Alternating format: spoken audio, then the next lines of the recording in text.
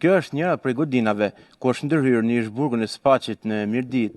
Ky projekt, i cili po zbatohet nga Ministria e Kulturës, kundërshtohet nga ishte-burgosurit politik dhe familjarët e tyre, të cilët thonë se në këtë mënyrë po zhduket ky simbol i diktaturës komuniste. Ndërhyrjet restauruese të nisura në godinën e Ish-burgut famkeq të Spaqit në Mirdit kanë ngritur në protestë të përndjekurit politik, familjar të tyre dhe qytetar, të mbledhur para mureve gjysmë të rënuara të këtij simboli të rezistencës antikomuniste. Protestuesit shprehen kundërshtimin e tyre ndaj projektit të ndërhyrjes që po realizohet në kujdesin e Ministrisë së Kulturës.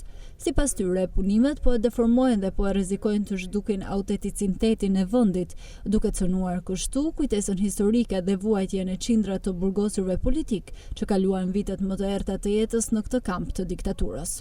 Jemi mbledhur sot këtu për të sensibilizuar fillimin e punimeve që po tjetërsojnë identitetin e të vetmit burg që kam ngelur në Shqipëri, dhe ky është burgu i Spaqit.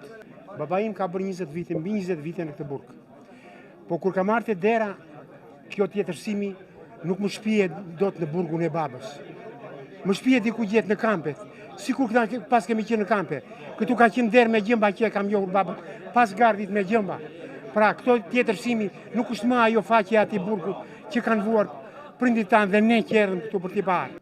Këto subatime, këto rregullime, këto merremetime, por që në vërtet prishin identitetin e kësaj.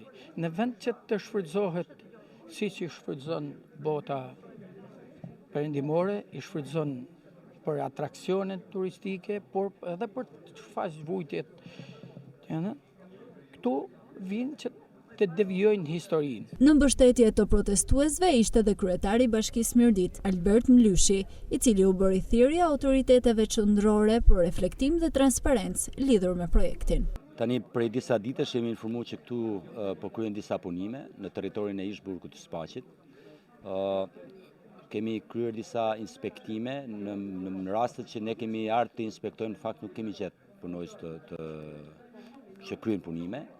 Kemi kërkuar institucioneve që kanë burgun në varësi, pra që është pjesë si pronësi e Ministrisë së Kulturës, i kemi kërkuar një informacion lidhje me çfarë janë këto punime, cili është projekti që ka për rekonstruksionin e Ish-burgut të Spaqit, kush e financon dhe cilat janë arsyet e kësaj ndërhyrje.